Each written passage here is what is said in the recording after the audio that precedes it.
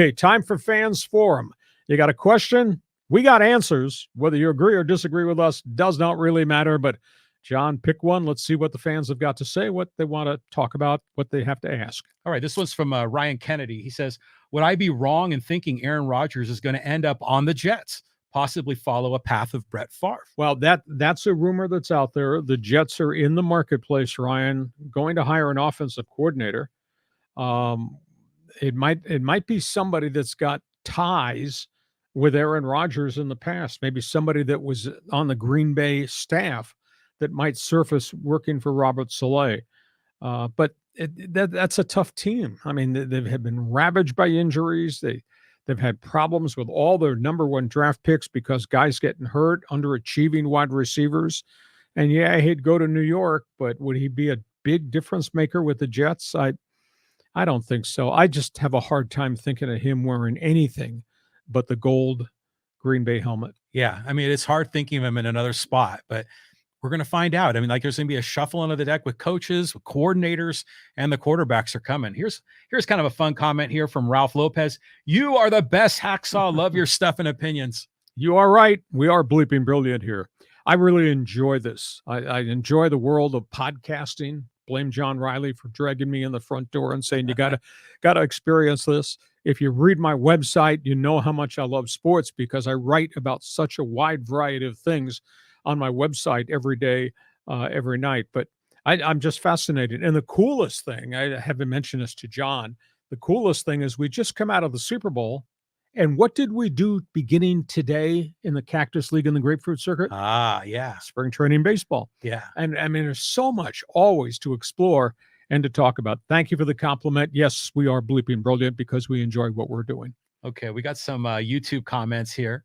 And let's go to this one here. This is from M. Allen. He says, franchise, Air Coryell is in the Hall of Fame. Now, is there any way the Chargers could come back and play in the San Diego State Stadium while they expand it? The SoFi games are just full of opposition, and that is not the NFL experience. Well, the only question I can ask you is, what is the limit on your American Express Gold Card? What does it cost to build a new stadium? What does it cost to renovate a stadium? It's a phenomenal amount of money. Item one, the National Football League's owners are making an enormous amount of money off the games played at SoFi Stadium because part of the Rams' financial take at home games and part of the games that Chargers play goes to the league and then is spread as revenue sharing to every partner. So I'm not sure that Robert Kraft or any of these other owners, including Jerry Jones, wants a team to leave Los Angeles where they're selling out 70,000 fans per game and wants to give up any share of that revenue stream they get from ticket sales to go to a college football stadium that seats 35,000 maybe. So I at this point in time, I don't see that happening. The only thing that would change would be if the Spanos family elected to sell or was forced to sell because of their financial problems. If they were forced to sell to a Jeff Bezos or somebody else who doesn't want to be a tenant but wants a market to himself, then if that new owner comes up with the resources to help build a new stadium in San Diego, maybe the league would look at allowing the Chargers to leave. Spanos is not leaving unless he's forced out, and I don't think the league owners want to vote to have somebody leave unless they're going to another market with a huge stadium. And we got a great market, great tradition of loyalty, and we don't have an NFL stadium, and SoFi is not anywhere near an NFL stadium. It doesn't have all the skyboxes you would need to generate the kind of money that they're generating in Buffalo or New England, et cetera. Yeah, someone pick up the phone and call Peter Seidler, call Joseph Tsai. I mean, we've got guys here in San Diego, but I don't see it happening. I mean, sadly. Yeah, sadly. I mean, it would require just a convolution of just perfect situation for a team to come back. And if it did come back, it's probably not the Chargers. Well, unless Spanos' family sells the franchise or is forced to sell the franchise. They are now one of the, quote, poorer owners financially in the NFL. But at the end of the day, when you reflect back to what happened in 2017, the National Football League did not want the Raiders in Los Angeles. That's why the owners killed the Charger Raider Stadium proposal. Mm-hmm. Absolutely not. They did not want the Davis's poorly run ragtag business operation to stain the LA market. So then when Las Vegas wrote them a ticket and gifted them the stadium, that solved one of the problems the league has. Okay, you're Las Vegas's problem now. Now what do we do with the Chargers? Well, Spanos didn't have any money to build a stadium, didn't have the people around him to help finance a second stadium. Made no sense to build a second stadium. That's when the league kind of forced Stan Kroenke to accept Spanos as a tenant and allow the Chargers to come in. Been great for the Chargers because they have a home. They've tried to develop their brand. They have a bright quarterback, but they still have the Charger curse of being owned by the first family of football, the Spanoses. And sadly, San Diego's got screwed in the whole deal by what Dean Spanos finally decided. And shame on the NFL because those owners allowed this to happen. But I don't think we're going to see it back unless the team is put up for sale. And then any idea out there might make sense if it's the right money man to buy the Chargers franchise and could help find a way to build a stadium in San Diego. But I don't think that's going to happen a week from Friday. Yeah, I don't think so either. Hey, we got another Chargers question here on the YouTube comments. This is from Ryan Hayes. He says the Chargers have a stud left tackle in Rashawn Slater, who missed almost all the last season with a biceps injury. You are correct, though. The Chargers need more speed. Many fans haven't seen that for a long time. And Jalen Guyton, but that's about it. Well, you're correct on both assessments. The thing that excites me about the Chargers, although I can't get the bad taste out of my mouth of a 27-0 lead turning into a loss against Jacksonville.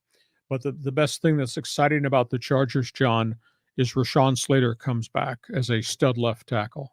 Jam Sawyer, the rookie, who they forced out to play left tackle after Slater went down, he had a really rock-solid season. He's going to be their left guard.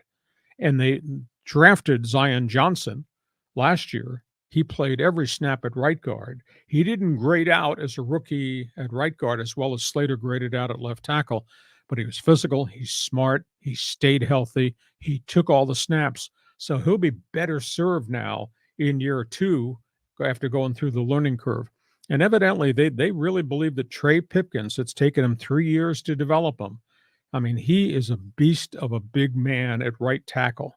He may not be the greatest pass blocker, but he's a road grader right tackle. So, they've got Corey Linsley as the Pro Bowl center. So they look like if they can keep these guys on the field healthy, they're going to have a very different offensive line, for the most part, a very young offensive line, and that'll help them take the next step. They got to address the speed. You're correct. That's what Kellen Moore, the new offensive coordinator who just came in from the Dallas Cowboys, first thing out of his mouth after he accepted the job is speed kills. We must get speed at wide receiver to get separation. Interesting offseason ahead of us, though, because the Chargers have to deal with the salary cap. They don't have a lot of money, and they got an awful lot of money invested in Keenan Allen and Mike Williams. That's like almost $37 million guaranteed on the cap this year. So they're going to have to restructure some contracts, but they do have a mid-round first-round draft pick. I think it's a 23rd choice, and they need to go find the right speed guy. If they're not going to draft a defensive tackle, which is also a need, they need to draft, you're correct, need to go get speed. So like I say, as February turns to March and the offseason officially is now started in the league, we'll talk a lot more about that. Yeah. I mean, it's going to be a fascinating offseason. And when's the draft? I mean, that's in April, Sometime in April. Yeah. So it's coming soon. So got a lot going on here. We talk about the Raiders and the disaster that the Las Vegas Raiders are. Here's a comment here that came from Roger McDonald. He says, I've been a Raiders fan for 55 years. And they are an embarrassment to true fans. They are ran by a failed owner. Al Davis is rolling in his grave. Carr should take the cut, and the Raiders burn next year. I can take another bad season to screw management over. Well, it's a bad situation all around. I've got friends that work in the media in Las Vegas, and I was on their talk shows up there, and they were asking me about the team that Las Vegas is inheriting. And I said, you're excited you're getting an NFL franchise. That is great. You're in a shiny new stadium. That's great. You're going to get to see all the big names come through here and play. That's great. By the way, the owner of your franchise, their record is 90 and 182 Ooh. over the last 11 years in Oakland. So you're not getting a great franchise. And so here come the Raiders, and here comes John Gruden, and that didn't work out. And then Josh McDaniels, and now they make the change at quarterback, and they've wasted all these number one draft picks. And all these players got in trouble off the field. They got salary cap issues. I think from a business standpoint, the place is a fiasco. From a football standpoint, we'll see what they do at quarterback. Unless Jarrett Stidham is the guy, Derek Carr is definitely not going to be there. But maybe they get a number one draft pick out of this from somebody as compensation if they can work a trade. But more likely than not, because Derek Carr dug his heels in and said, I'm not approving a trade anywhere now because of what you did over the last 5 weeks. Raiders are an absolute disaster. So if you're a Raider fan, sucks to be you. I don't feel sorry for you. And as I like to call them, I never have an opinion about the Raiders. I just call them the silver and bleak, not the silver and black. You know, what's interesting to me is that for the longest time, professional sports stayed out of Las Vegas. It was taboo to have a team there. And now gambling is embraced across all the sports, DraftKings, FanDuel. And now we've got two professional teams in Vegas with hockey and football, and maybe the Oakland A's are heading there. I mean, everything is flipped on its ear. Well, the whole landscape of professional sports has changed, and now all of a sudden, what was not acceptable, gambling dollars, is definitely acceptable gambling sponsorship. So Yeah. that smarter people than me have made that economic decision.